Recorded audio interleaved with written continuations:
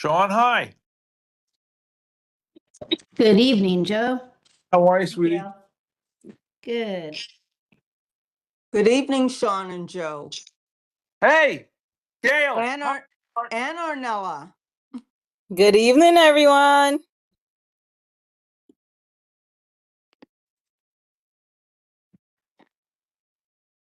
Gotcha. Gail, how are you, honey? I'm good. No need of complaining. How are you? Just great. Really great. It's amazing. I was telling you that the phone calls, the embrace from everybody's been just astounding. It's just Oh, well, we're family. You know that. exactly. And we go back all way back. Not that far. It was from kindergarten. Yeah, with Alvin back in the day. Yeah. May he rest in peace. Yeah.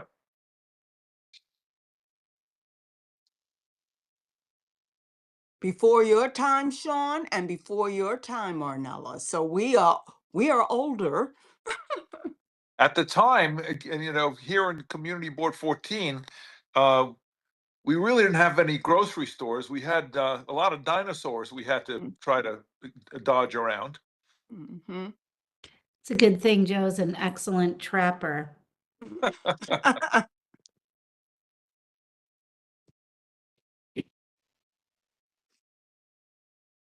I think my first Community Board 14 meeting must have been when I was working for Marty in the Senate office and I was representing him. Remember when they were going to put the minor league baseball field at the parade ground? I don't recall it. That was I think it was going to be the minor league. It's the one that ended up being the Barclay or the one down in Coney Island. Oh, They right. ended up doing that one in Coney Island and then one in Staten Island, but at some point it was supposed to be at the parade ground, and the board wasn't having it because of the disruption in traffic, and they've been trying to get that field restored for community use for so long. And then was like, you're not going to fix it for the people who live in this neighborhood, then you're going to plunk this team down in here. They ended up not putting the team and rehabbing the parade ground. Yeah. So that would have been 1996-ish. Okay. We were there. She and I were there. We were just out of fifth grade. Yeah, that's correct. But we look good. We still do. Exactly. That's it. That's it. Hi, Benjamin. Sean here. Hi, Sean. How are you? Good. Nice to see you. Yeah. I told Diana, but I have a conflict. I'm going to check in and say hi. And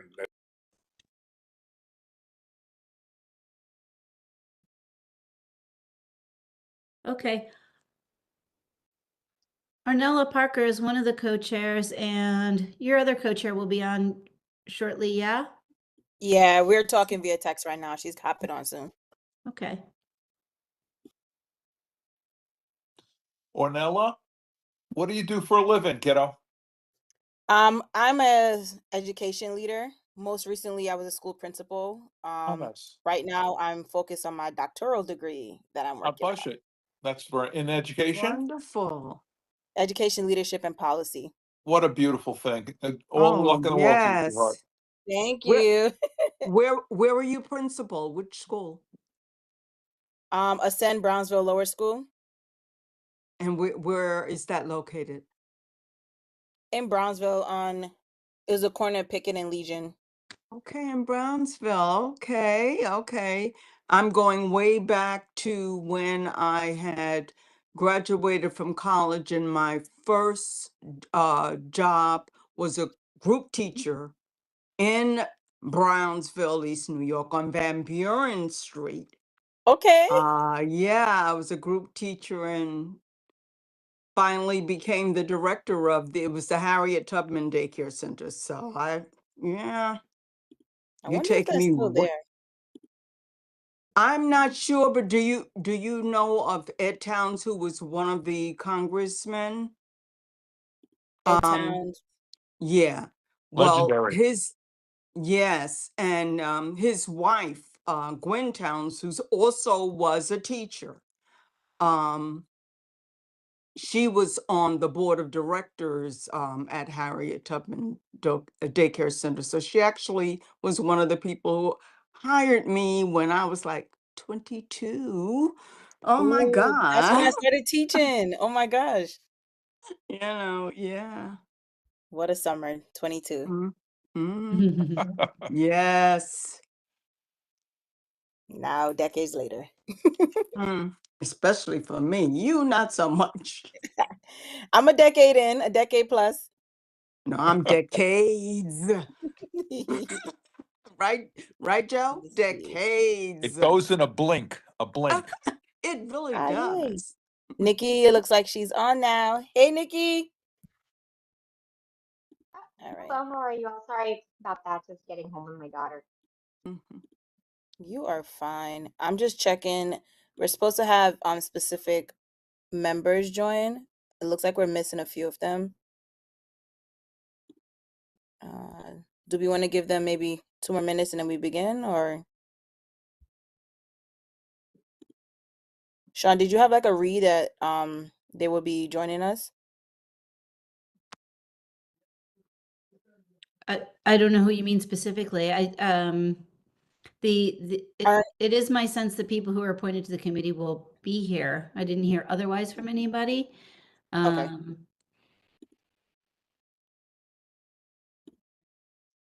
All right, then. Well, then it's 31. I want to respect people's time, so I'm going to begin. And if they join us, amazing. So thank you to everyone for being on. And if you got on earlier, you got to hear that there were dinosaurs in District 14 before before the start of supermarkets. But again, thank you guys for joining. I just want to talk really quickly about the agenda, and then we are going to kick it off.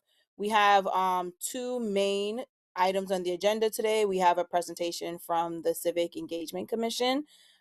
Just confirming, I think Diana is going to be presenting, but we also on the call, we have Benjamin, who I think is just going to say hi to us and have to hop off, right, Ben? Yes, thank you. Yep. And then following their presentation, we're Nikki and I will lead a conversation around just an assessment, a membership assessment, and then some community engagement strategies for our district. So without further ado, we're going to move into our first agenda item. So for those that do not know, the Civic Engagement Commission, I think they'll share a little bit about what they do, but they have 3 main priorities across New York City to enhance civic participation, promote civic trust, and strengthen democracy in our city. Today, they're going to be tapping into providing assistance to community boards by by helping us with a presentation on the parliamentary. But I struggle with that word, y'all. Parliamentary procedure. Yep. Yep. So without further ado, I'm just gonna kick it over to them because I'm pretty sure they can say the word better than me, and they got you guys. So I'm gonna pass it over to Ben, and I think he'll then pass it over to Diana. Yeah, thank you so much. Yeah, we do parliamentary procedure trainings and participatory budgeting. So we're not famous for the easy phrases, but unfortunately, I apologize. I do have an online class at this time. So, but I did want to say hi and thank Diana for doing this with us. She's done several so far with the community boards. We do participatory budgeting, which is the citywide. We do the people's money, which is the citywide participatory budgeting process. That actually our idea generation sessions end in 2 days on the on the 19th. But we provide trainings to community boards. I hope some of you have been to some of them in the past on a variety of topics. Diana's going to share a survey at the end so you can tell us if you have been and what you might want to see in the future. But we've been offering these trainings to boards on an individual basis. We're going to do about 8 of them altogether, I think, maybe more if more are interested, just so we can meet your needs directly and talk to the folks that you want to hear this information. So it's really important. Obviously, we all want orderly meetings and to follow proper procedures so we can get the work done. I served on a community board in Brooklyn for 6 years, CB6. So I really appreciate the work that you folks do. And without further ado, I will pass it off to Diana. I'm going to go to my class. She'll be great, I'm sure. So thank you so much. Good night, Benjamin. All right, thanks.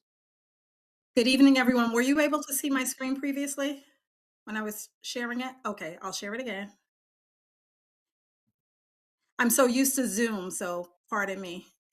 And Miss Parker, just to let you know, my son attends Flatbush Ascend Middle School.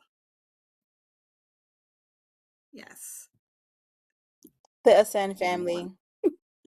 Yes. And he loves it. That's why we haven't switched out. He went to the lower school in Flatbush as well. He went to Fax with Evans.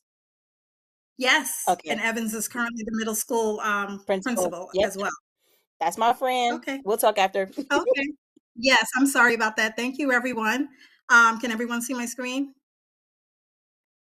Okay, so tonight we're going to speak about mastering effective meetings, tools for productive and engaging facilitation. I've been doing, as Benjamin said, a lot of these workshops for the community boards. Just a little bit about myself. I'm a professional registered parliamentarian, and I'm credentialed by the National Association of Parliamentarians. And you may be wondering why I decided to get into this field of work. I was actually on a Head Start Policy Council, and the meetings were disorderly. And a lot of members kept saying, we need to follow Robert's Rules of Order, and no one can tell me what it is. So being an astute person that like I am, I went online, found out that Robert's Rules of Order was taught by the National Association of Parliamentarians. I went to a few meetings and saw that you can become credentialed, and that's what I did. And then I started training the Head Start Policy Council. Also, when my son was in a DOE school, his district 23, with parliamentary procedure. And I also train other civic and fraternal and sorority organizations as well in parliamentary procedure. My information will be on the slide deck, and they will come to you at the end of the evening. And I'm available to answer any questions that you may have as it pertains to parliamentary procedure. Just a disclaimer, information contained in these slides are as pertain to the current edition of Robert's Rules of Order, currently on the 12th edition. Please refer to your state law, corporate charter, and bylaws. So tonight, we're going to speak a little bit about Robert's Rules of Order, meeting governance, the role of the chairperson, role of members, debate decorum, quorum and its importance, the motion process, types of motions, and handling disruptions. So just a little bit about who is Robert and why does he have so many rules. Henry Martin Robert was an engineering officer in the Army. He was very detailed. That's probably why the Robert's Rules of Order is so large now. He was active in church and civic organizations, and there was a time he was asked to preside over a meeting for an organization, and it lasted 36 hours long, and he wasn't familiar with parliamentary law or parliamentary procedure. So he decided that he would never preside over another meeting without knowing how. So that's when he prepared a book with a few rules, which was only 16 pages in length.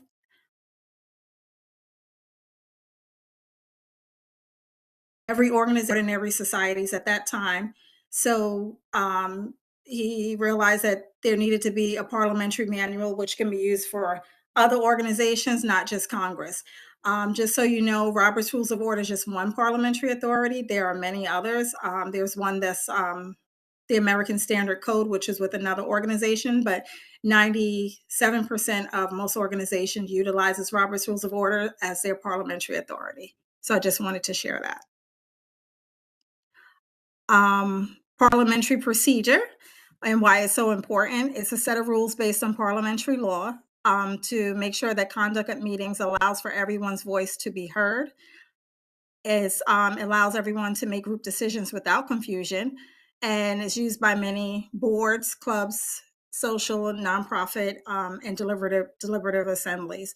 So imagine if you didn't have parliamentary procedure, how meetings would go. Members will be talking over each other. There wouldn't be any time limits. Minutes will look like transcripts, and business is not really being conducted efficiently. So first off, in order to have a successful meeting, it starts with the agenda.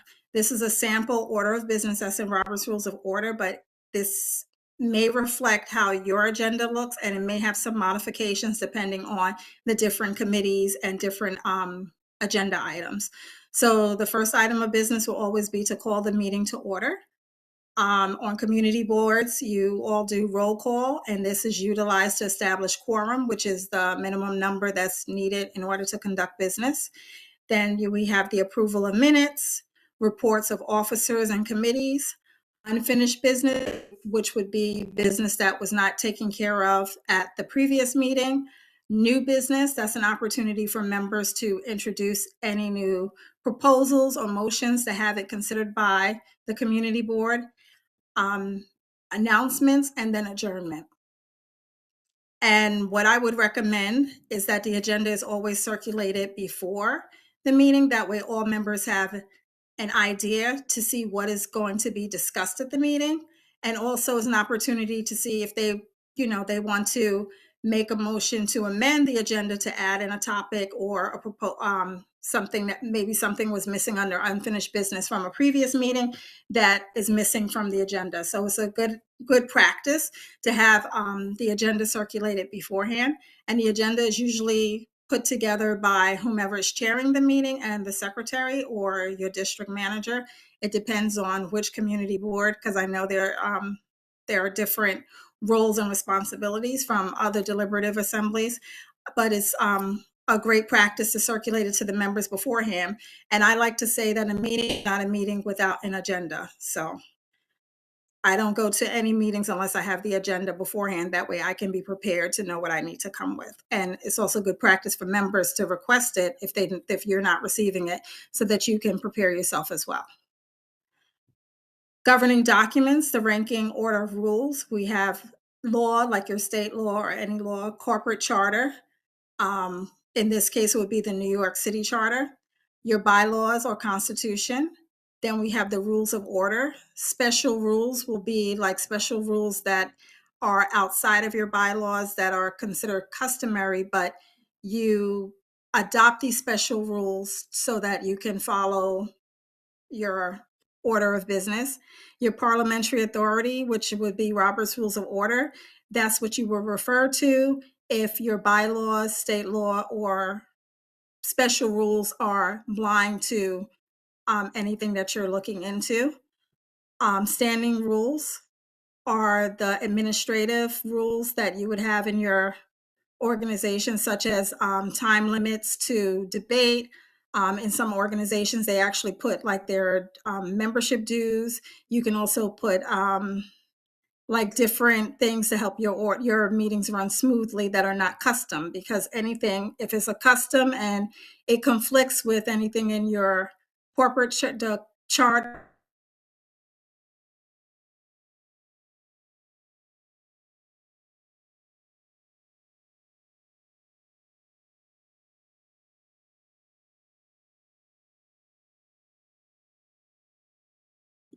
I think, is Diana frozen for anyone on as well? Yeah, I was wondering about Frozen that. for me too. Okay. Yeah, she was frozen for me too. So Yeah, I maybe think her something happened on service her end. something might have happened on her end. Okay. Let's give her like a minute or two to see if she gets back on.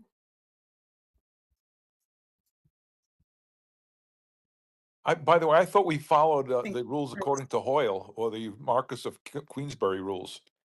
Hi, can you hear me? I'm sorry, I think we froze. There you are. Okay. You're back. Okay, and I'm connected to my hotspot to make sure that didn't happen. So let me go back. I'm sorry. Apologize for that. No it's worries. WebEx is finicky. Okay. Let's see. It's the one the city gives us for free, though. Yes. Anything free, we have to like deal with its little quirks.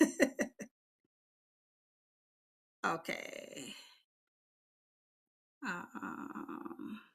You're back. From current slide, let me go back. Okay, so standing rules relates to the details of as I said, the administration of the society. Is not usually adopted as the same time as when the bylaws were adopted. Is usually individually or as the need arises. And it can be adopted by a majority vote without previous notice. And it remains until effect until rescinded or amended. and it may be suspended by majority vote. For instance, if you have time limits for speaking for 5 minutes per person, you can suspend the rule and extend it to maybe 10 minutes for each person to speak, or make it less than 5 minutes, or make it 2 minutes. In Robert's Rules of Order, it actually has a rule that members are allowed to speak up to 10 minutes. And I know that some community board meetings, you know, they run for a long time, and I know we don't want to hear anyone pontificate for 10 minutes. So it's a good practice for members to keep their motions or their comments as brief and concise as possible so the business can run smoothly. Your meeting minutes is the official documentation of motions and decisions in your organization, and it's also a good practice to circulate them beforehand as well. This way, it allows members to read them beforehand and come to the meeting with any corrections. That way, the secretary is not left to read them aloud unless a member wishes to do so. I know that many of the minutes are pretty lengthy because you have a lot of business that's in there, such as your motions. I've seen some meeting minutes that may look like transcripts, and the organizations that I've worked with, they learn to condense them so that it doesn't look like a court proceeding and looks more like what meeting records are supposed to look like. And you review them and you approve them at the next meeting. So when they are distributed beforehand, they're in draft mode. And once they're approved, it's good practice to put approved on them and follow the record keeping practices that are conducted by your community board according to the corporate charter, your state charter. If the minutes were emailed or circulated before the meeting, the actual reading of the minutes can be omitted unless any member requests that they're read. And I put the Robert's Rules of Order reference in here. A formal motion to approve the minutes is not necessary, although a motion is not in order. Minutes are usually approved by general consent. So after the reading of the minutes, or if it was omitted because they were previously distributed, the chairperson will ask, are there any corrections to the minutes? If there are corrections, when proposed, they're handled by unanimous consent. So after proposed corrections, or if there aren't any, the chair would ask, are there any further corrections to the minutes? If there are none, the chair would say if there are no further corrections to the minutes are approved as corrected. If they're not, if there weren't any corrections, then the chairperson would say the minutes are approved as read if it was requested to be read, or as distributed. And then the secretary would be responsible for making sure that it reflects that it was approved, at that particular meeting. The role of the chairperson. The chairperson has a lofty job. The chair is responsible for creating and organizing the meeting agenda to ensure that all necessary topics are covered. The chair leads the discussions, guiding conversations, and keeping the participants focused on the agenda items. And the chair is also responsible for maintaining order, and the chair is also impartial during meetings. So the chair shouldn't be giving their opinion. They're making sure that every member is allowed to speak for the allotted time, and that every member understands what the motion is about before it's voted on. I've been in meetings where members, they're voting. This is before I became a parliamentarian, and they're like, I really don't understand what's going on. And other members would say, well, just vote yes, vote yes or no. But in any case of a member is unsure, then they can raise certain motions, point of order if they need further clarification, or a parliamentary inquiry if they need more information on a particular motion, or they can refer it to a committee to do the additional research and bring it back at the next meeting to make sure that all the members are informed before making any serious decisions. The chair also maintains decorum, ensuring that all participants follow the established norms and procedures, make sure that the meetings are running on time, and ensures that all agenda items are covered and that all discussions remain productive. And the chair must actively prevent interruptions to maintain a respectful environment where everyone can express their views. If there are members that are constantly interrupting without raising like a point of order or being recognized, then there are methods that the chair can do to have them either removed or reprimanded if they're not following decorum. And that's in my favorite chapter in Robert's Rules of Order, chapter 20. And you may all have a code of conduct that you will follow to handle disruptions or members that are disorderly as well. The role of members. Effective community board members know the rules and bylaws, so you must understand your New York City charter and be familiar with your bylaws and standing rules to participate effectively. And also learn more about Robert's Rules of Order, which you are doing tonight. Come prepared and engaged to participate. It's your responsibility to review the minutes or anything that was circulated previously, such as committee reports, so that you're prepared to ask questions at the meeting.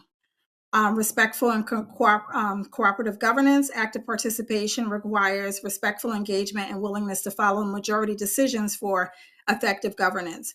If a vote goes in a direction that you weren't comfortable with, then you must, be willing to go by the rule of the majority so that business can continue efficiently. So debate, it's important that members are recognized by the chair. No interruptions are allowed unless it's a parliamentary point of order. Debate must remain relevant, and speakers should be limited to 2 to 3 minutes or as stated in your standing rules. And no one speaks twice until everyone has spoken, so that prevents members that like to interrupt and ask follow-up questions, about 4 or 5 of them, to prevent them from doing that. Debate ends when there is no further discussion or by majority vote.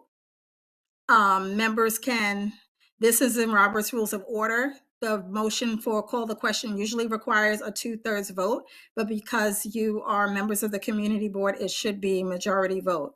So if, say, for instance, you're in a meeting and discussion is going on past, the allotted time, a member can move to call the question once recognized by the chair, and that requires a majority vote in order to end discussion. So by calling the question doesn't immediately end the debate, as there has been confusion in the past by other organizations. Members feel as if though they can just stand up and say, I call the question, and that ends the debate. No, members have to vote on it. And in your case, it needs a majority vote in order to pass. Quorum and its importance. As I said, quorum is defined as the minimum number of members necessary for a group to conduct its business. Is usually 50% plus 1. A quorum ensures that decisions made during meetings are legitimate and reflective of the group's overall opinion. So it's also great because you don't have like 2 or 3 members controlling the meeting and making decisions for the whole entire community board or any organization. So it's usually the will of the majority. Having a quorum allows the majority's voice to be heard and represented in the decision-making process. The chair is also responsible for ensuring that quorum is present, and quorum can be confirmed through various methods such as roll call, attendance sheets, or electronic confirmations. If a member realizes that quorum is not present, that they notice a lot of members are leaving, then a member has the right to raise a point of order so that roll call is done again to make sure that the number is still within the amount that's needed in order to conduct business. If a quorum is not present, the meeting may be postponed, or decisions such as motions cannot be legal. You can still continue with your meeting reports, but if there are any recommendations that come out of meeting reports, then those will need to go onto the agenda for the following meeting. Implications of not meeting quorum. Any decisions made are invalid, causing potential legal and operational issues. And it also causes confusion and miscommunication. Failing to achieve quorum can create confusion among members. And lack of quorum may undermine the organization's legitimacy and authority in decision-making processes. So it's important that quorum is maintained during your meeting.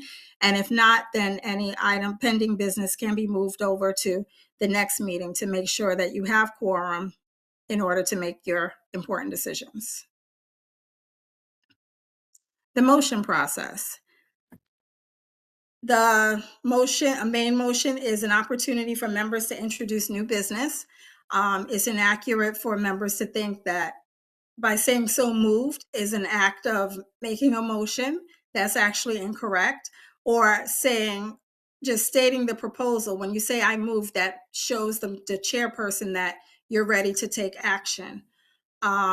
Understanding main motion helps structure discussions effectively, and the chair is responsible for making sure that the motion that is being presented is clear. And members, if you notice that your motions are going to be lengthy, it's important to have it written out beforehand and give a copy to the secretary and the presiding officer so that they can have it in front of them as well. And main motions guide the focus of the meeting, ensuring participants stay on topic and that decisions are made efficiently. So steps for making a motion. The 6 steps after obtaining and being assigned the floor, there are 6 steps. A member will say, I move, and state the proposal. Another member will make a second. If it's a motion or a recommendation that comes out of a committee report, it does not require a second. The chairperson will restate the motion, the question, and the members have an opportunity to debate the motion. The chair puts the question to vote, and once the chair announces the results and the effect of the vote. So steps to an amendment, for example, if you need to amend the main motion, a member will be recognized by the chair and say, Chair or Madam Chair, I move to amend the motion and state what the change is. And if another member agrees that it just needs to be considered by the organization, then they would make a second. The chairperson will restate the amendment. It has been moved and seconded to amend the motion and repeat the change. Then the chairperson will open the floor for discussion, focusing only on the amendment. The chair may close the debate naturally. Hearing no further discussion, will proceed to a roll call vote. If they notice that there's no other members raising their hands to debate, then hearing no further discussion, will proceed to a roll call vote. The secretary will conduct a roll call vote on the amendment. Of course, the secretary will call out the members, yes, no, or abstain. Votes are recorded in the minutes, and the chair will announce the result. So the amendment is either adopted or lost with the number of in favor, opposed, and abstaining for your records. And then the chairperson will move on to the next item of business on the agenda. So just to be clear, voting rules, Robert's Rules of Order has certain motions that require 2/3 votes, or for motions that limit debate, such as call the question, but the New York State Charter supersedes Robert's Rules of Order, requiring a majority vote for members present for such motions. And as I stated before, call the question will pass with a simple majority. The reason why I keep saying call the question, because I notice in a lot of meetings, members will get up and say, call the question, and they're not utilizing that motion correctly. So some tips for handling disruptions. As members, side conversations can distract participants. You may think that you're whispering to someone else, but it actually echoes, and other members, when they're whispering, it does echo. When I'm a parliamentarian at other organizations or presiding, I do hear like a lot, everyone thinks they're whispering, but it's not really whispering. And interruptions during discussions can lead to frustration and affect the overall productivity of the meeting. And emotional outbursts can arise due to stress or conflict. So it's important that we keep those to the minimum, and members try and keep, if they're feeling frustrated about something, please stick to the issue at hand. And leave the emotions at the door. Stick to the facts and the business at the meeting. Techniques for maintaining order. Establishing clear expectations at the start of a meeting helps participants understand their roles and responsibilities, such as your code of conduct. Also, making sure that members have access to the meeting minutes and also any committee reports. employ visual cues during a meeting, can aid in keeping participants engaged and focused to ensure a smooth flow of discussion, calmly and respectfully addressing disruptions, maintains order, and encourages a positive atmosphere, allowing a meeting to proceed effectively.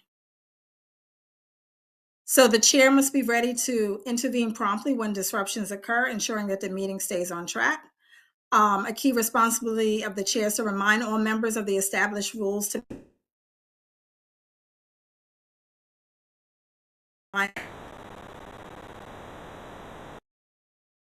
Diana, you got muted, you got stopped again. Yeah. Yeah, it looks like it's trying to reconnect. Maybe it's Diana, the can you- hotspot. yeah, probably. That's what I was thinking. Diana, can you hear us? I think she just came off. Oh, am I back? yep, that's you. Yep, you're Okay. back. You Okay, got I'm sorry frozen. about that. Okay. So role of the chair. I'll also send the slides out to everyone, so I apologize that we're sticking. I'll go back. So the chair must be ready to intervene promptly when disruptions occur, ensuring that the meeting stays on track. A key responsibility of the chair is to remind all members of the established rules to maintain order. And the chairperson should create an atmosphere of respect, allowing all members to express their opinions freely, but within time limit and in a respectful manner. Diana, I'm sorry to cut you off. I don't know. Did you want your slides to be shown right now? It is hold on. They should be showing. Not on our end, at least. Okay, hold on. No problem. Because it was showing. Give me a second. It's not showing. Okay, I apologize. Yeah, they were showing up until you broke up, and I think maybe it disconnected. It's disconnected. Okay. Well, the slides will come to you afterwards. So Thank you. Okay, I know I have a few more minutes because I know you have important business to take care of. Okay, let me go back. Okay, we can see your screen now. Okay, go to current slide. So I'm going to go back real quickly. So common pitfalls to avoid: ignoring proper procedures, neglecting quorum and record keeping, and allowing dominance by individuals. That's why it's important to make sure that standing rules are established. And some resources in case you want to delve deeper. As members, I would recommend the In Brief version, Robert's Rules of Order in Brief, which is on the 3rd edition. And if you're a chairperson or parliamentarian, definitely get the larger version, the 12.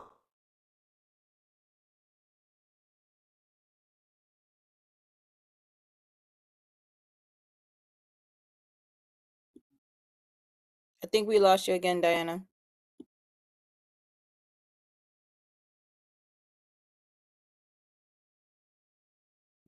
I just love technology. Doesn't matter what year we're in, it just never gets right. Unit of another unit in Brooklyn or Manhattan, or visit a couple of units to see which one you're comfortable with on the parliamentarians.org website. Conclusion: understanding effective meeting management is crucial for conducting meetings that are organized and efficient. Knowing your roles and responsibilities also help you run meetings efficiently, and it creates a respectful and productive environment and helps you achieve your goals in your organization. So I'll open it up for Q&A. Sorry to just jump in, but Dinah, you cut off before you said check out parliamentarians.org website. What were you saying just preceding that? No, that's on us. Well, let me what go were you back. saying to check that site out for what, please? Oh, okay.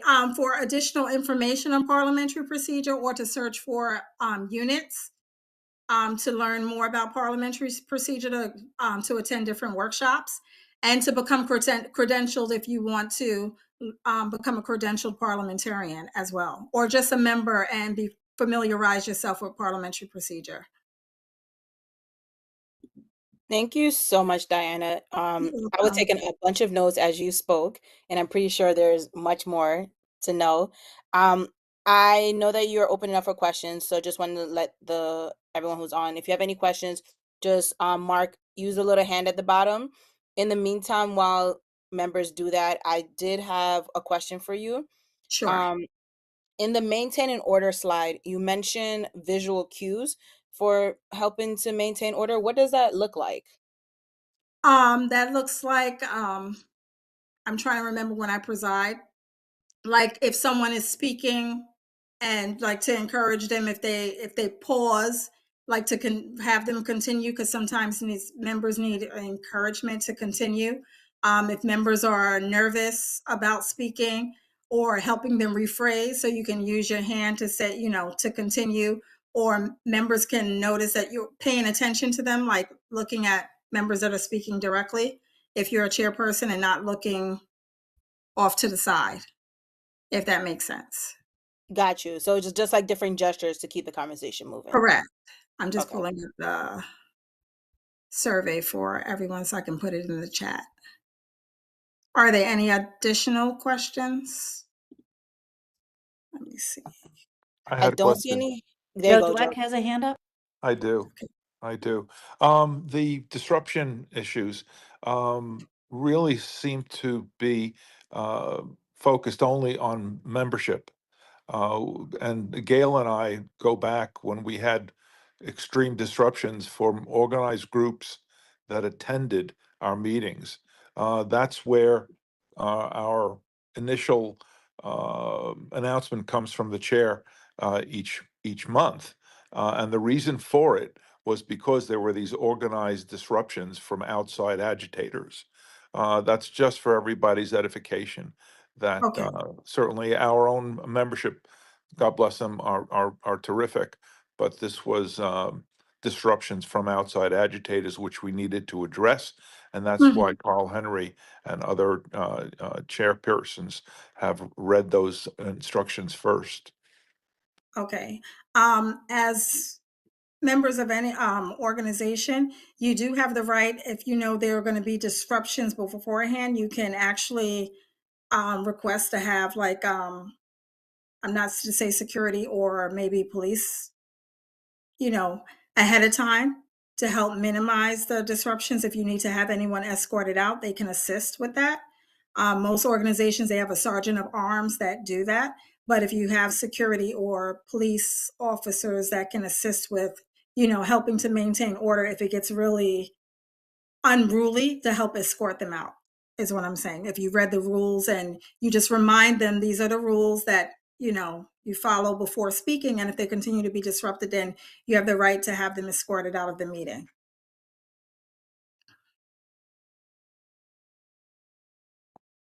Thank you, Diana. You're welcome. If there are no other questions, I thank you all for having me. I put the survey in the chat link, and that goes directly to Benjamin. If you're interested in, if you have any other additional questions, my information will be on the slide deck. Feel free to email me or text me so that I can know to answer the call first. And I'll be willing to, answer any questions that you have if you were shy on this evening's meeting. So thank you again for having me. I hope it was informative and you learned a lot. And I look forward to seeing you all again soon. Thank you again Thank so much, you. Diana. It definitely was Thank informative. you. Okay. And I apologize for the outages. You're fine. All right. Technology hasn't gotten it together in 2025. We understand. Yes. All right. Have a good evening, everyone. All right.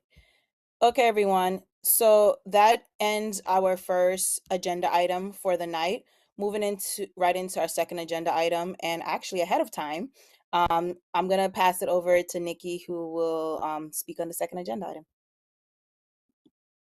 Hi, everybody. So, first of all, I just want to scan your faces and introduce myself because I think I know some of you, but I don't know all of you. If I don't know you, my name is Nikki Levinson Angulo, and I'm the co-chair of the Transitions Committee, and I've been on the board for, let's see, as a community member since 2016. I served for a few years, and then I came back. And I would love, if we've never met before and you're on the chat right now or anything, I'd love to just know who you are, why you're at this meeting. I know it's like Joe and Deborah and Gail. I know all of you, right? Carl, I don't know who you are, but please introduce yourself in the chat. But the other part of our agenda and I would love, like, it's just always good for me to know who's in a meeting. So when Ornella and I were speaking with Sean about the transition committee, I think there's sort of two things. The first is that prior to this call, we asked board members to take a survey and share some information about themselves. And Sean, I would love to know, I had two questions for Sean. I think the first is you shared in that survey some demographic data about the board as it is. And I'd love to know just when was the last time we collected that data? I apologize for not knowing it. And then, yeah, I'd love to know, did we have a good response rate so far, or still some last responses dragging in? It went out a little bit later in the week last week, and so there have been a handful of responses. But I was going to do two things. I was going to pull the data from people who answered previously, because I don't think any answers to those questions will have changed. And then fill in a spreadsheet. So we should have the majority of people at some point this week, and then we can reach out to those who are lingering. And the last time we did it, I might ask Ornella or Carl if they can remember the answer to that question. It was kind of close to the inception of the transition committee, if I remember quickly, or maybe after the first iteration of it. Or I could probably go into the survey at some point tomorrow to the original one and see when it was handed out to answer that instead of guessing. Great. Cool. Well, it would be really interesting to see that. Was there anything, if you did take the survey on this call, was there anything that surprised anybody in looking at the demographic data that they saw? I was surprised that so many of the people on the board are like, I just am always slightly like, oh, that's interesting that 21% of our board members are homeowners, I think, and 70+% have a car-free commute to work. So I think that's interesting. So I think the first thing is for the rest of the meeting is just like, if you haven't taken that survey, please take the survey. If you want to plug a friend, sorry, my daughter is yelling at me that she can't hear the TV. Sorry, Sophie. So I think those are the first takeaways, that we really want to get that survey so that we can make sure that that our demographics are representing the district that we're supposed to represent, right? Any questions about that? Or Nella, Sean, any further comment from you about just the survey? The only thing I'd add is echoing what you just said, Nikki. If you haven't taken the survey, one, take it. To encourage others on the board to take it, because it provides us good data that we do use to strategically, one, recruit for the new year, and also communicate to the borough president's office if we see any discrepancy in representation for our district. And as you heard in the last meeting, they opened up the community board applications a little earlier than usual. So definitely want to get ahead of making sure if we have any gaps that we are planning accordingly. And we need that data to do that. Great. So then for those of you who are here, I'm just pulling up the email. So there are some folks here that are just attending because this committee is interesting to them. But then there are a number of you, and I'm just pulling up Sean's email so that I have the names that are representing other committees, right? So maybe I guess I spend a lot of time on Zoom at work, guys, so I will keep asking you questions in order to make sure that you're awake. So thank you, Sean, for sharing that. We have Deborah representing committee, Melissa Minnick representing committee, Benjamin, Gail. So you're all thank you first of all for agreeing, and Jarrell, thank you for agreeing to represent your committees in this group.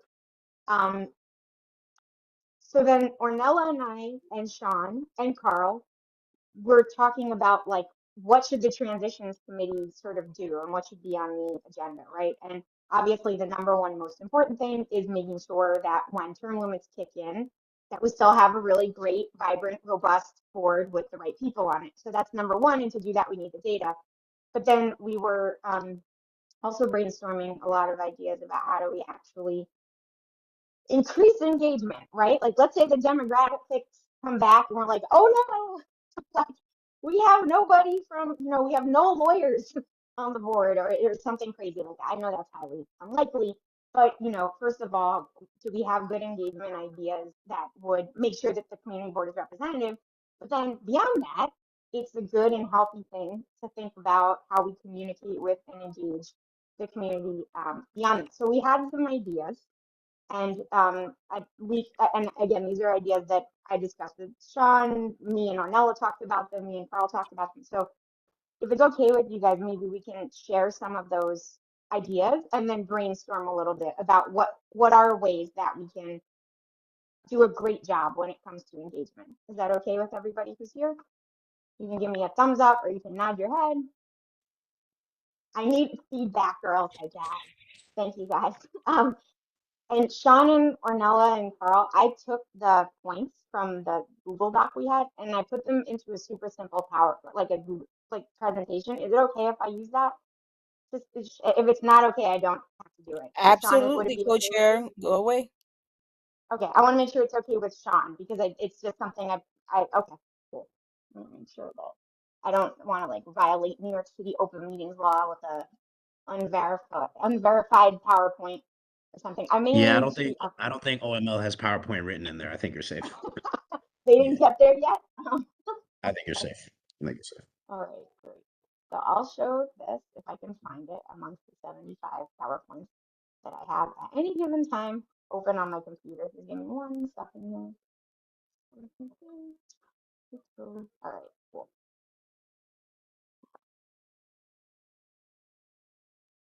Sorry, I'm struggling. I too struggle with the fact that in my day-to-day life I use Zoom and then here I'm using WebEx.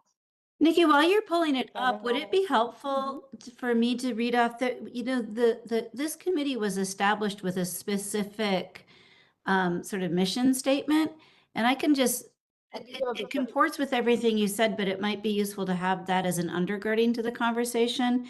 And it was the original motion made in March of 2024 establishing the committee. The purpose of this committee would be to meet in May each year after the borough president's appointments to analyze the state of Community Board 14 with respect to how many members exist who will be subject to term limits in 2027 and following, and report such to the chair. At this time, they'll identify where gaps of institutional knowledge may be. In the fall of each year, the committee will meet again to hold informal peer-to-peer oral history discussions, pass down institutional knowledge of ongoing conditions. The benefits will include additional opportunities for new members to find leadership roles, provide a mechanism to formally retain legacy board members as public members if not reappointed, and demonstrate that this board takes term limits transition seriously. That's not quite word for it, but that's the summary. And Sean, if you have the text of that and could put it in the chat, if the chat allows, I that would can't be pull it up, great. but I'll put it on, I'll attach it to the recording of this meeting. Okay, great. And if does anyone, because I was not here when the transition committee was formed, I took a break from the board because I had to leave the city. Does anyone have any comments on that sort of original mission, or was there anything that you really feel super strongly about or care about happening from that original mission? And again, I want to respect like Joe and Gail. You just mentioned, right? You guys have really know a lot about the history of the board. And we'll have memories, institutional memory that needs to get communicated to new board members that might not, otherwise be hard to transmit. So I would just love to hear, again, probably we haven't heard that mission statement in a while. Any comments or things anybody, especially if you've been on the board for a really long time, cares a lot about? It's Joe. One of the things that, as far as engagement and discussion goes, it upsets me that there will be a subcommittee meeting and the subcommittee voted unanimously in favor of a particular thing. And there's virtually no discussion of it, or there might be discussion of it, but people vote against it. Yet there was really uh, no opposing thing. And I would have loved to know why they voted. I know they're free to do so, but but I think that's a symptom of lack of engagement. We need to speak to each other, I think. If somebody's opposing something, I think there's a reason for it and they should say so. I don't know how to get that communicated or out, frankly. I think that's a really interesting comment because I think it's something that may be in there, right? Is like how comfortable board members feel with one another or know one another. You said something very important, right? That board members talk to each other. And so I think something that could be really interesting is thinking about how do we make channels, places, spaces where people can have those conversations. I know for myself, sometimes in a meeting, something happens and I, I'm not a shy person, but I would have to be pretty bold to be like, no, stop the meeting. So I think like that you're making a really interesting point, Joe. And like you said, how do we talk to one another? And so I think that's a great comment. Anyone else have a comment? Just about, again, things they care about upcoming term limits, about engagement in general, about transition. Can you? I saw your thumbs up, Gail. Yeah, I also did the hand, but it went away. It was just so ironic when Joe, the first thing you mentioned was the issues that we were going through as a board in the late teen 90s. I actually had put that down as one of the ways that perhaps we should start it, since we were a part of it, and how it may be helpful for the new members and the existing members to know. Because one of the things, and I also broke it down to people or communities of people who I respect for their accomplishments, because there is always a lot that goes through in everybody's lives. And in the 1990s, when we were flooded with some very angry people, and understandably so. It may not have been that they should have been taking it out on us as a community board, but I think it was more of our extension with the 70th precinct with the Abner Luima case. And what happened was those outside folks would come to every one of our meetings. So that means they were engaged, but they was engaged through anger and feeling that we as a board was not listening to them or communicating with them appropriately. And I have to say that there were times, I mean, because it was very stressful for everyone. And it went on a very long time where we had to have police officers there. And like what Joe had said initially, they had to, Alvin had to read everything of the reasons why we were doing what we were doing. And what I got out of that was that we needed to find a way to be able to communicate with each other without being angry ourselves of the communication. And there were some parts, and I have to be honest with you, that I felt that we as a board weren't as forthcoming as we should have been as it relates to racial aspects and things of that nature. But at the same time, I felt, because I was brought up, that you don't start screaming and yelling at people. You treat each person with dignity and respect. And I go back to Alvin Burke. Alvin Burke was one of the people that I put on as respectful, that I respectfully, how can I put this? Although he and I early on had knocked heads with each other, it was still respectful, it was not attacking or harmful. And as a result of our continued communication with each other, he began to understand my vantage points somewhat, and I his. So it went from me just saying, oh, whoa, this is not going to work, because I was thinking of even, resigning from the board myself, as well as on some other issues that we had done as the board. But I was able to start respecting Alvin, because he, as far as the parliamentary procedures are, the guy knows it inside out. Let's get real. He was the best. And that's why we were able to get over that hump, if you will, with that. And we had a dynamic community board, and I give kudos to Alvin, to Terry Rhodey, and to Doris Ortiz. Those three were a dynamic team. They worked together as a team to make sure that if we had problems, we found ways to resolve them and communicate with each other. And I was just so pleased that of the relationship that Alvin and I finally had, from it being, it wasn't toxic, but it was like, whoa, Alvin, you like going over the top on this.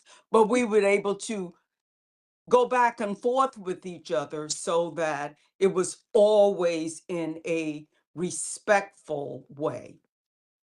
Gail, thank you so much. And I think there's sort of two things that I really hear in your comment. I think the first is you can't build respect without engagement, right? Like going back to what Joe said, that's space for real conversation. It wasn't like you sitting in a chair watching Alvin speak and then everybody runs away. Clearly, you all internally within the board, there was a very productive conversation going on, and that helped you handle the external meetings that needed to happen really well and get through a difficult time, right? So that internal engagement is worth it, because it can turn into really great external conversations, really well-run meetings. Something I'm always interested in is people talk about, and I know this, I have friends who sometimes are like, I would like to come to a community board meeting. And I'm like, okay, but why?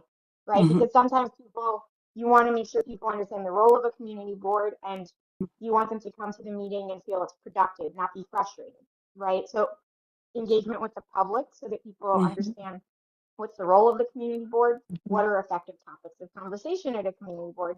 And the third thing I heard you say, I lied. I said I heard two things, but I heard three. Is really great collaboration with the staff, right? It sounds like you had excellent collaboration with the team that was in the district office. Those are awesome ideas. I'm going to very quickly show you guys these slides. These are just ideas for you to react to.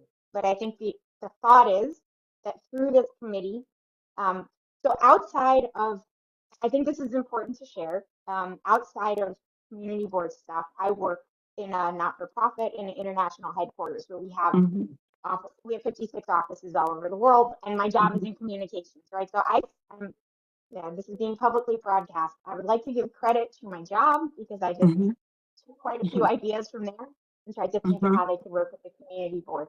So I'll share these ideas, but they're just a starting point of a conversation. And this will be very quick. This is like a grand total of 7 slides. And then we can talk about where this conversation goes from there, what we do as a committee, and what a productive agenda for the coming year might look like. Okay, so let me see. All right. Oh, allow to share window. Okay. Do you guys see here this window? No. Do you see my slides, or do you see yourself? Seeing ourselves. Oh boy. All right. Share another window. Stop sharing. One would think that after allow to share screen. Technology is great, except when it doesn't work. That part. All right. Share an entire screen. All right. Now do you see my slides? Yep. Yes. Awesome. Cool. All right. CB14 engagement ideas. All right. So the first of all is why do we need to be really good at engagement, and why is this relevant to this committee? As I said, to ensure the CB represents our members and the needs of the district, to have board members with the right skills and to ensure that the board and board members are engaging with, board and community members are engaging in a productive and efficient way. And I threw out some ideas here. What would amazing engagement look like? Let me just slideshow. Can you see this does this look larger to you now? Yeah, it I is. can't see your faces anymore. Yep. So what would really great engagement look like? It would look like really high member attendance at monthly meetings. For me, it's particularly important, high community attendance at committee meetings, a better quality of service requests, right? And I think in some ways this goes back to what Gail and Joe were talking about, where maybe you have members of the public who really care about something, but maybe they're going through the community board and that might not be the best channel for their particular interest. And then things like newsletters, social media, stuff like that. And then within the board, I think, the board deserves credit. And thank you, Sean and the team, for being great about giving us reminders to meet quorum, right? But it would be great to go way beyond quorum and have like perfect attendance every time, have a lot of board members turning out at committee meetings, not just their own, but others as well. Have so many board members volunteer at events like the Youth Conference that we have to start turning people down. Have board members being amazing and annoying their relatives by sharing stuff on social media and putting up posters. And then last but not least, friendships, thought sharing, community building. So like if we're going to talk about engagement ideas, I just put these down, right? I think just to give ourselves some guardrails, because we could have an engagement idea that's like, let's spend $50,000 on a party, right? But maybe we can focus on ideas that are free, so things that don't require a lot of money, things that are volunteer driven. The team at the district manager's office already has a lot on their plate. Like, what can we do where board members are the ones doing it, not necessarily the staff? And then also measure results. If someone in this group has an idea and we try it, let's plan ahead on measuring results. If it doesn't work, we stop doing it and we do something else that does. So then here are some ideas that were brainstormed again with a small group of people. Really easy, like let's just post more paper signs. We could have the office could print out a stack, give them out at every monthly board meeting, and people commit to helping sort of cover the district in all geographic areas with paper signs. Slightly harder, but still easy, table at least one community event festival in each quadrant of the district. I know Sean had some ideas about like, how to balance like every event versus the ones that are really key that cover our geographic area. Slightly harder, right? Hosting one intro to community boards event in each quadrant of the district. And I know from my own experience, again, I'm not a shy person. The first community board meeting, okay, Grayson, you can have it. The first community board meeting I ever went to, I was like terrified. You go in, you don't know what Robert Rules of Orders are, you don't know who everybody is, you don't know how this is going to go. And so maybe having something that is one step removed, a little bit closer to home, where people can learn, like, what is this? Why should I go to the monthly meeting? Why should I go to a committee meeting?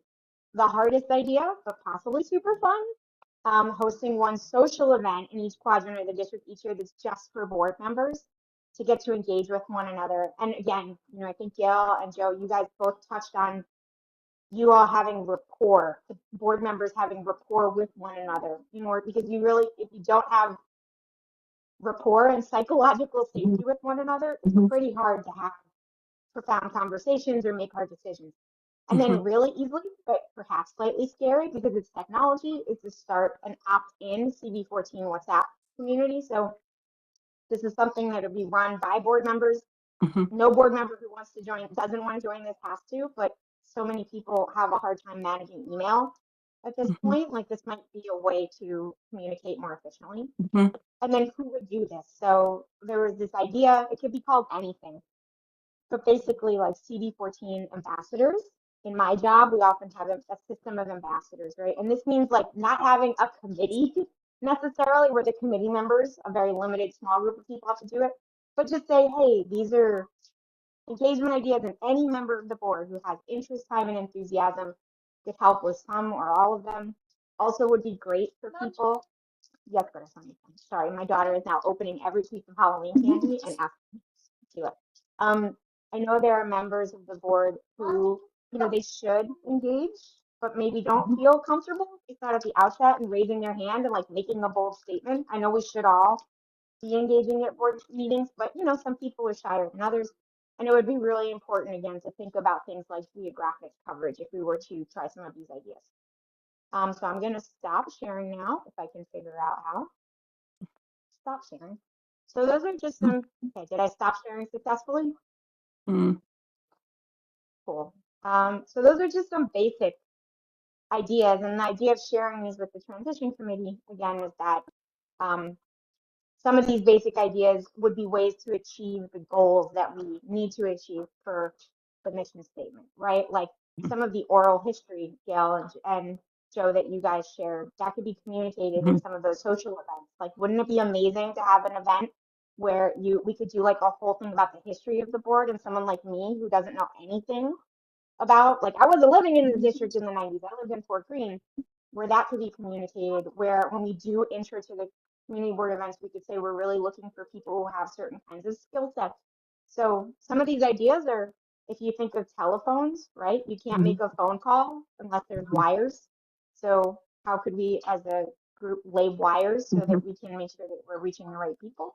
So those are just some ideas. And Sean, Ornella, and Carl as well, like, happy to hear some input from you, and also maybe guidance on how the group can take some of those ideas and move this discussion forward. I had raised my hand before, but the hand went up and then went down. I don't know if I'm having some technical issues as well. I'm sorry, Gail. I also, when I was presenting, could not see any of you. So I wouldn't have been able to react. I apologize. Go ahead.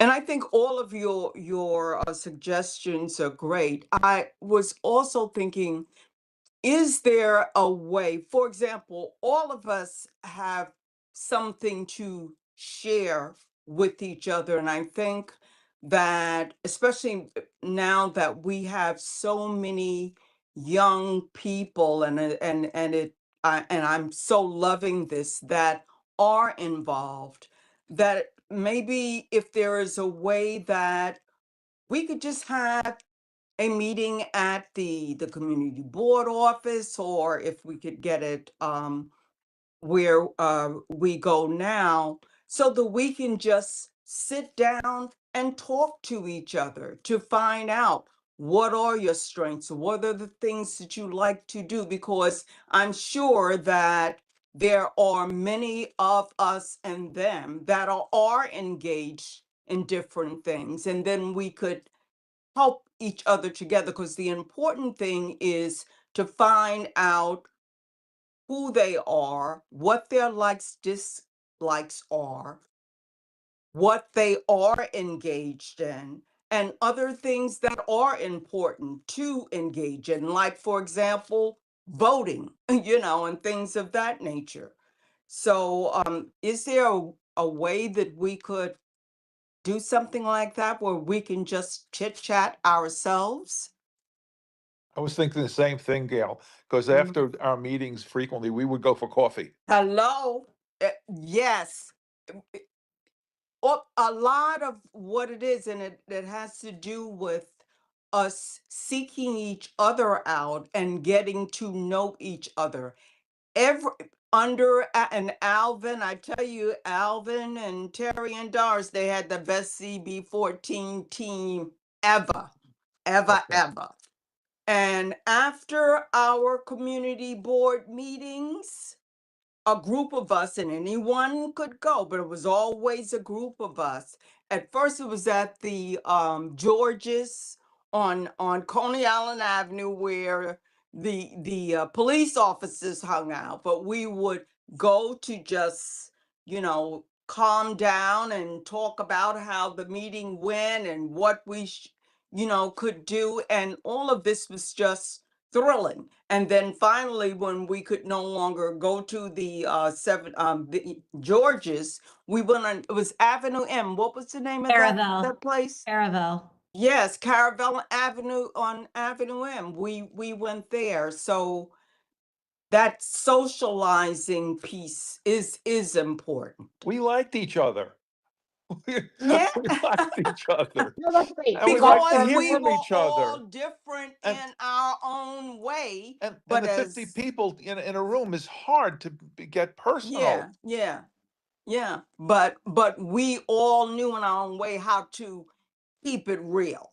Yeah. You know what I mean? And to make Okay, sure sounds good. that, I'm making a note, keeping it real. No, oh, but I'm hearing okay. the need to socialize, right? So that sounds like something that would be good. I would love to hear, maybe from Deborah, or not, I'm not putting anybody on the spot, but like Deborah, Melissa, Jarrell, I'm trying to see who else. Yes, good, I want you can open that for me. Florencia, Nora, Nina, just like any other things that your thoughts on, like, what are the engagement tactics that we could use in order to try and meet our goals for this coming. Or just respond to some of the ideas. You could be like, I think one of those was dumb, Nikki, and you shouldn't do it. I also think, like, okay, sorry, I'm Sure. opening. Well, I'll just throw out there. I mean, honestly, for myself, I was a little thrown off by this. I just remember we were talking about a variety of goals, a big part of which were more external communication. So this all seems very internal communication. And having not been on any of those initial talks, this was a whole lot of listening and getting caught up. But that's just me. So yeah, I mean, if internal communication within our board is what we're going after, then yeah, doing like speed dating at the office is a great way to do that. And Mhm. I mean, I think honestly we could combine the internal and the external communications with like doing those quadrants and things like that, and have people who are in different quadrants in our district also be out there in the community, so that we're also getting people to know that a community board exists and what it is we do and things like that. Like That's the terrific. yeah, like the last I had heard, it was kind of part of this transition, everything. I think Yeah. it was a lot more talk about tabling and Mhm. yeah, Right, so that great. So it's I'm just hearing, me. like, no. I like, if you do one without the other, it doesn't work, right? Like, if Right. everybody, like, I think it's all of these things are important, right? So unless I'm hearing from you, like, Correct. the internal group to Correct. do that, but we also need to make sure we do the external as well. So some of the ideas for external, you mentioned tabling, right? Some of the ideas that we had in the slides I just showed were like an intro to CB14 sort of events, where it's one step below actually coming to a community board meeting, which can be a little intimidating. Any other external ideas that folks have? And again, Nikki, I think before we that this move should be on, kind of, it's yeah, I know. it looks like Deborah and Valencia had their hands up. Oh, okay, I'm so sorry. Please go. No, you're fine. I got you. I Hi, like cannot Nicole. get everyone's I face on my screen.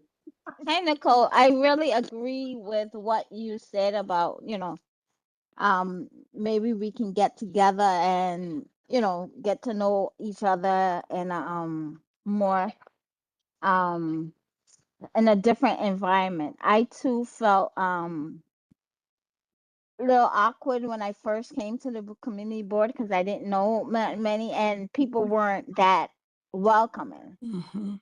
And I didn't take it personal because you see, Mhm. I continue to come. Mhm. But I think if we can do more like outreach to the community, like Mhm. maybe like somebody suggested do tabling, or do special events where we can invite the community to attend or stuff like that. Maybe something like that. Great. Okay, so a second call just for, like, both sides of it, right? The internal and the external, right? And Yeah. Florencia, you have your hand Both. up? Yes. Gotta be Florencia, both. then Nina. Hi, good night, everyone. Yeah, I I agree with what you're saying, and also with tabling.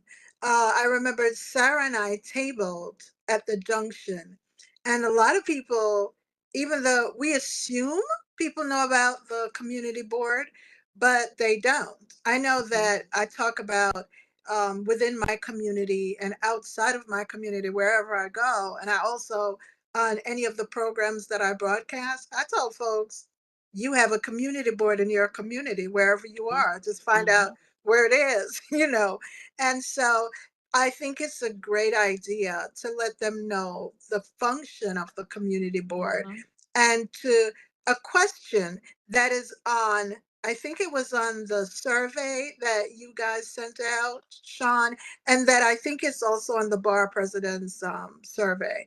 It's what would you like to see in your community, or how can you, well, how was it phrased again? Who did the survey? I did it, but I forgot it. It's Sean. I think it's if it's either what would you like to see in your community, or how do you think you can help?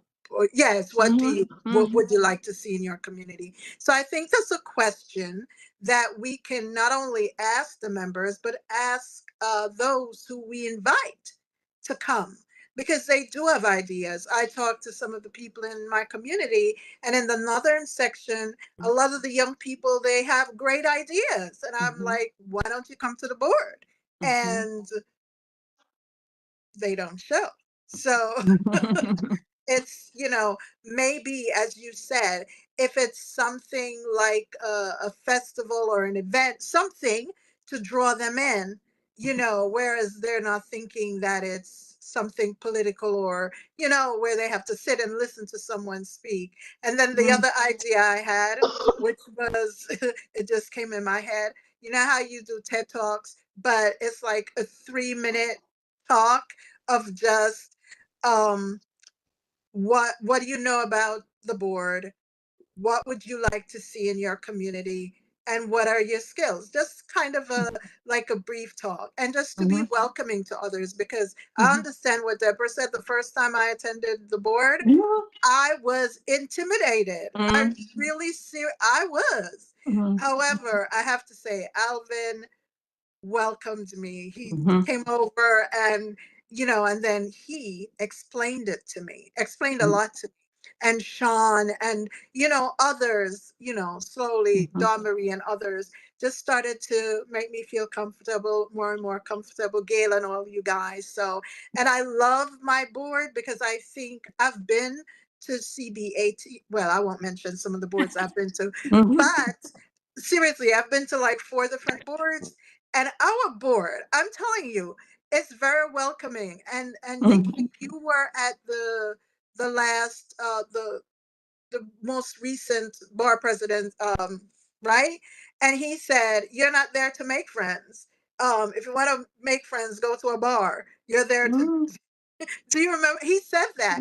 But I find that it's more welcoming, and more people feel, when they feel welcome, they will share their ideas. They will speak up. And a lot of people are sitting on a wealth of knowledge that they're not sharing, simply because they may not feel comfortable. That's all I have to say. Thank you. Thank you, Florencia. And I think, like, in the borough president's defense, I think he was encouraging people to be comfortable with conflict, right? I don't think he was like, you can't be friends. He was, I think, but he was sort of saying, like, get comfortable with conflict. We're here to hear please don't be quiet during meetings, raise your voice. Yeah. I think we're here to make friends, because I think it's very hard to raise your voice if you don't feel welcome in this meeting. Yeah. Yeah. Yeah. So I No, hear I a get lot what you of, were saying. And then and there's so oh, so sorry, I didn't mean to cut you go off. on, Ramona. Just letting you know, there's Nina and Sean want Nina, to wrap it up. cool. So something that I think, I mean, first of all, there've been a lot of really, really good ideas, and I think that getting the word out, getting people to know what the community board is, what it isn't. I mean, I've been at tabling where people have come up with some pretty, unrealistic views of what they can do as members of the community board. I'm going to get on that community board and rip up all those bike lanes. I mean, and that's a quote, okay? But as far as the engagement, yeah, I think that it would be nice to have some things where we get together that maybe are a little more social, and without being kind of when we have like the annual party, it's a lot of people, and you kind of go around and say hi to everybody, but it doesn't really give a lot of time for getting to know people and, talk to people. But the other thing that I think might be really important is also to have those of us who have been on the board partnered with new board members. And I've done this in teaching where I've been paired up with, say, a new adjunct and just, maybe spend a few phone calls, talking, answering some of their questions and getting them more comfortable with the process. And I think that we could do something like that really as board members. Those are great ideas. Thank you so much, Nina. Ornella was apologizing for cutting me off, and I texted her. I was like, I'm unwoundable because I talk way too fast and must be cut off. Sean, I had sort of, Sean, do you want to make a comment? I just want to sort of ask the group, I want to ask you to help me ask the group in terms of like moving things forward, right? What should we do next? How should these ideas be activated by committee members? Should we open it up for that sort of ambassador's idea where we can have other people on the board interested in helping help? How can we also maybe narrow down the ideas so we're not doing 75 million things? We're doing a few initiatives that we focus on and try and really make work.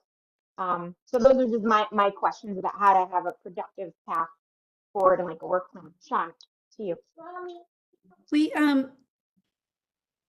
I mean, I think that the narrowing down is going to be a process and not just an answer right now. But I mean, and I think that everything you talked about complements. You said this, but so fleetingly, I want to dwell on it a minute. That building the internal rapport will work to build the external outreach and engagement, and make that stronger. I think that I've seen with my own two eyes that when people sort of buddy up at a meeting and then they check to see if they're going to the next meeting and they, that they sort of bring one another along. Because let's face it, I know that there are many, many meetings that y'all come to where you're all tired because you had your day job during the day. And so that little extra incentive to get there. And if you are going out and doing something afterward, that's even extra incentive. But I've seen it work the other way too, when a number of you gathered to table at the National Night Out, I feel like the sort of bond and friendship that resulted from that sort of continued and brought itself into the meeting. So these are, you said it, Nikki, this is a both and approach. As far as making them actionable, some of it, I think, just like we need to be reminding one another that when you're at your book club or your neighborhood association or your tenants association or your writers group, you're letting those folks know that you're on a community board and what it does, and something that might come up in conversation might also be board business. So to try to weave it into what you do on a daily, and I'll tell you, I'm going to just admit something, not to whine and complain, but it does break my heart when I see that there's something on social media in like the Ditmas Park group, and somebody's like, what should we do? This puddle won't go away. And then I see a board member comment, and the board member comment isn't, you should try to call the community board. Why are you not telling your neighbors to call the community board the board you serve on? I don't get that. So that's just sort of like really trying to grow, build, cultivate the community board culture. And sometimes it just takes saying that out loud. So that didn't answer your question at all, Nikki. Well, But I know that thank you, Sean. And I also just want to really thank Sean. He spent a lot of time giving us a lot of excellent input. And in general, I also just want to recognize how good the engagement is on this board. And Sean, I think that's like totally thanks to the hard work you guys put in. Thanks. Sorry to interrupt a compliment to me, but I do think what Nina was saying is something that's kind of woven into this. There was an attempt to put a an experienced board member as one of the co-chairs and a more incoming board member as the other co-chairs, so that that mentorship kind of thing would happen organically. I think maybe it was too loose, and that the idea that Nina brought up to really kind of formalize that mentorship or buddy system or whatever you want to call it, maybe is something that we don't even have to wait for a new class of board members. It's something that I think we should be trying to actualize now. Yes. Sean, Here, just here. Sean, I Yep. think you do that now, don't you? I remember being partnered with, and I love all my partners, all my co-chairs. I would See it. echo what you're saying, Sean. I definitely think the internal engagement is going to impact the external engagement, because if the people who are part of the board are not even showing up as board members, we can't expect those that are in our community to do the same. I think you said this, Sean, in the most beautiful way. Like, the board members are the liaison between the board and the community, and I don't think I'm speaking from an I, and like the newer members are aware of that because it's not stated very clearly. So I do think to start increasing that, we do need to like target our focus on those that are newer, because I'm just speaking from my experience. Like, I'm learning as I go, and I'm just naturally an engaged person, so it happened that way. But I came in with people that I don't even see on the board anymore, and I think it was because of just like, we need to target towards them around like, hey, this is what the board looks like, this is what you're expected to do, like really clearly. And I do think Nina's idea of like a veteran member partner with a new member is like a beautiful idea, because it's like, who do you turn to when you have questions, and like getting comfortable with like learning the board and like engaging in that way. Because there's so many people on the board that has so much knowledge. And like, once I got to know them, I was like, oh, hey, I'd be whispering over to Deborah, asking her questions. I talk to Flo, like asking questions like, who's this person? Who do I go to for this? And that's because they are the people that hold the knowledge.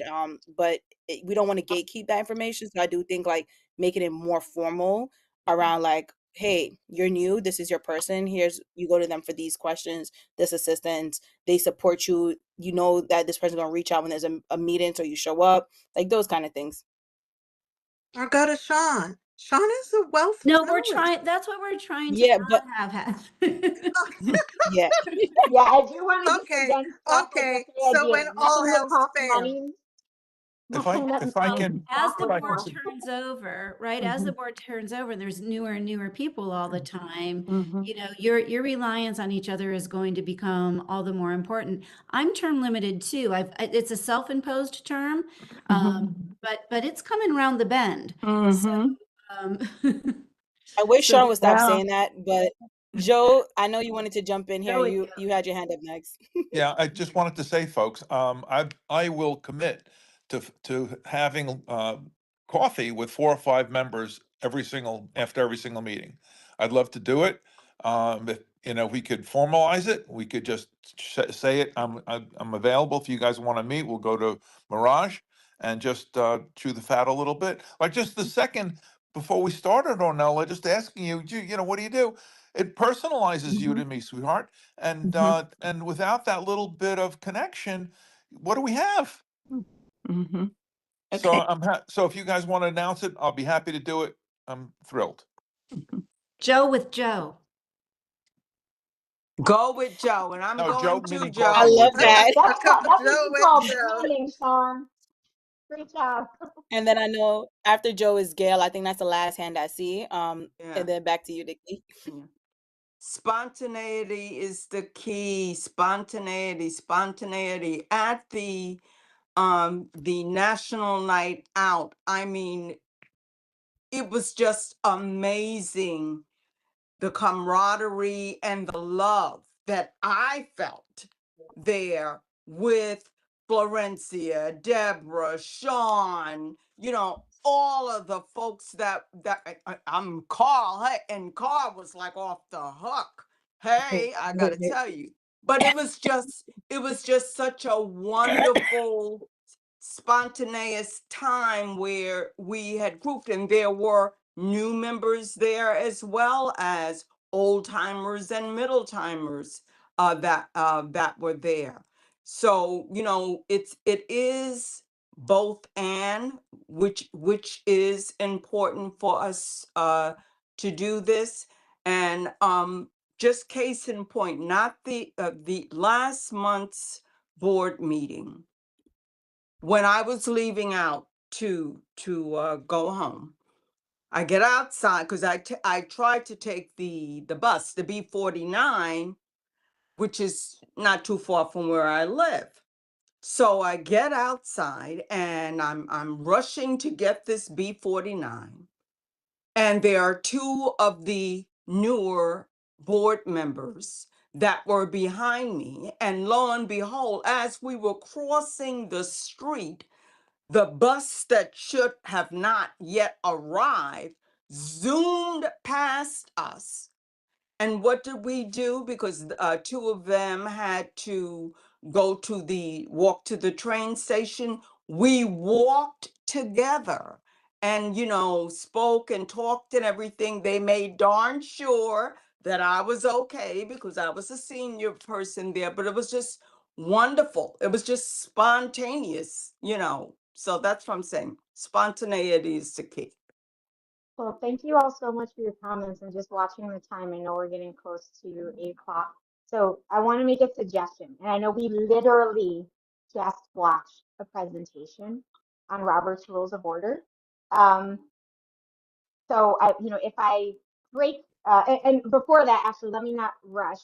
Is there anyone who did not get a chance to speak tonight that would like to say anything? I see Carl's Have hand a up, Nikki. Carl, what is wrong with me and why? I swear, like my It's task, hard to I could see. do out of It's the hard if you're presenting. If you're presenting, it's hard to see because it's in the It's participant not even list. that. I'm not presenting anymore. I have no excuse. Now I'm just incompetent. Carl, please talk. No, you're So there's a few things. One, you are not the villain. Number two, friends don't let friends WebEx, but that's neither here nor there, right? So you're not the villain, right?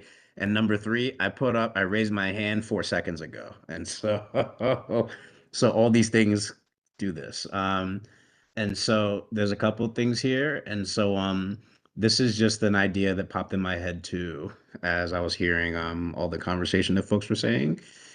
And the idea that popped in my head in terms of engagement is our high schools.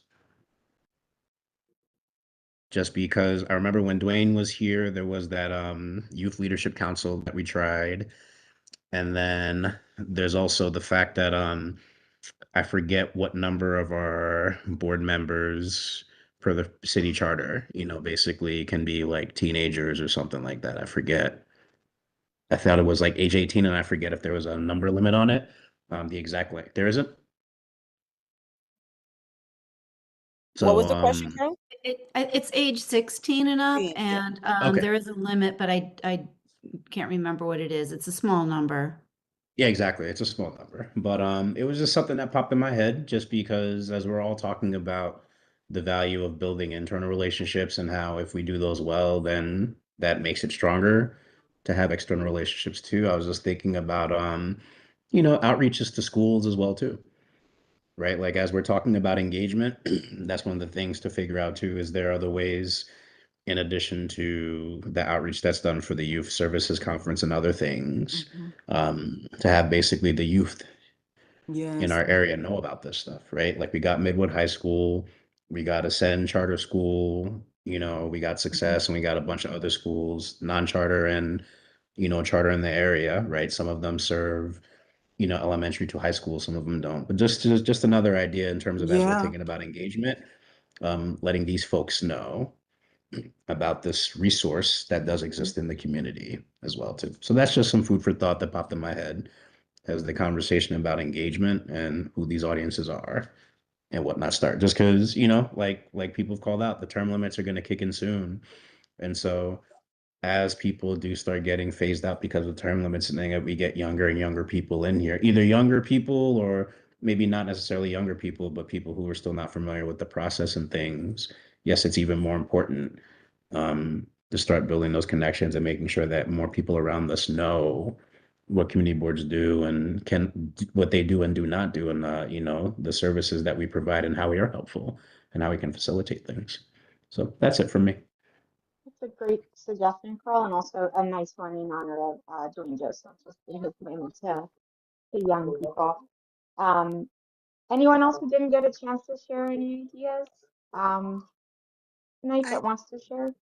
may I say something quickly? I did speak before, but I just want to say, that I really, really appreciate my board and us coming together. I remembered when we did community outreach where we were giving out food and we had a lot of the community stakeholders there. Joanne, Joanne was like everywhere. She would come to funerals. We'd see Joanne. She was there. Corazon, also, and he was younger. So I saw that balance where we had, because for me, we're a diverse community, and I really appreciate when I see everyone coming together. I remember there was this pastor, he was from the Pakistani community, and he came. And so it's good, when we can come together. Joe, Hindi, just a whole bunch of folks, that are there to support and to show that cohesiveness. And I just want to see more of that. And I thank you guys for all showing up and for all the help you do, even the ones behind the scenes. Sean's always helping. I say Sean seriously because she's my go-to. I'm always calling and she'll set me straight, let me know what I can do, what I can't do, so forth and so on. And I really, really, truly appreciate that. And thank you guys because you've helped me to grow. Carl, and even the newer persons, Yvette Claire Jean and Gerard, the young man who's now on the Jarrell. Jarrell. Thank you, Hey, Sean. Jarrell, See? you're on the You know the best call. part is he's on the call right now. Right. You're always on the call. He was There here. you go. Hi, Jarrell. And Ornella, I love you. By the way, Gerard is Ornella, Jarrell's evil twin, Florencia. That's who Gerard is. That's his evil twin. thank you, Ornella, for doing roll call. Thank you. All right. Good night. Thank you. And stuck for me. So I just want to, again, Jarrell, now they've called you and your evil twin. And anything you want to say or no? We will. Nothing Go that I ahead. wanted to say. Yeah. Okay. Thank you for being here. Okay, so I was saying before, I know we literally just watched an entire presentation on Robert's Rules of Order. So if I do something right now that's like outside Robert's Rules of Order, please somebody let me know. I want to suggest, I totally agree with a couple, just one comment. Many people use the word spontaneity, and I agree, like nothing replaces spontaneity. I think one thing is we've all heard tonight how valuable the relationships that board members make with each other are. However, the key to communications is spontaneity, like literally, that's, you're wishing on a star. So something that I would love is I made a list of every single idea that I heard you all say tonight. Again, if this is outside of Robert's rules, if there's a different way to handle this in a committee, I would like to specifically ask if it would be okay, both with Sean, I could make a survey, like a Google survey, and committee members, other board members, I think we should really narrow it down to a few ideas that we would want to commit in the next board year, whether that's, from now to the next November, whether it's the sort of annual year of the board, to really try and commit to making those work. That's my first question, is would it be okay to try and narrow down the longer list that we have through a survey? Because I'm afraid if we have 55 ideas, Nikki, I don't know what's board happening. membership. Can you hear me? Your sound sound is is cutting in going. and out at random times. Yeah. Yep. Yes. Yep. Okay, Yes. my headphones died and I didn't switch my microphone. Let me very concisely repeat that speech. Okay. Got it. I would love to know if it's okay to do a survey of either the committee members, if that's okay, or a larger group, to narrow down the list of ideas we brainstormed tonight and maybe commit to a few specific ones. I would say 2 to 4, and see if we can really make those happen. Because if we have too many ideas, none of them will happen. And I do believe spontaneity is important, but I feel like if we have a plan, and we try and do it, we'll probably be more successful.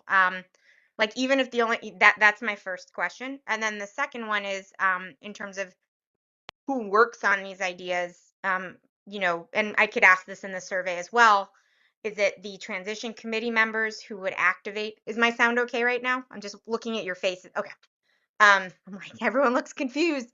Should the committee members be the one to do it, or could we call from the broader board for volunteers who want to be like, you know, CB14 engagement ambassadors, CB14, whatever we can call it. But I think that's my specific question. Would it be okay to gather feedback on ideas brainstormed during this call by a survey, which I volunteer to make? I say I say yes. yes. Why am I Why echoing am I back? echoing back? Oh, can you guys hear Can me? you guys hear me? I would say I would yes, say but yes, but if we could if we could specify on the specify on the survey survey one one idea idea for for internal internal engagement, engagement, and then and one, then one, not one idea, not one idea. Ornella, you're specified not ideas echoing. Ornella, if others Ornella, mute. if others mute. I can hear you, Ornella, just fine. Nikki, could you Nikki, read could yours? you read yours? Can you guys hear me? Yes. Okay. Whew. I was like, why am I started talking louder because I'm like, maybe it's just my computer. I didn't know you were hearing me double too. I'm sorry, y'all. That was annoying. My bad.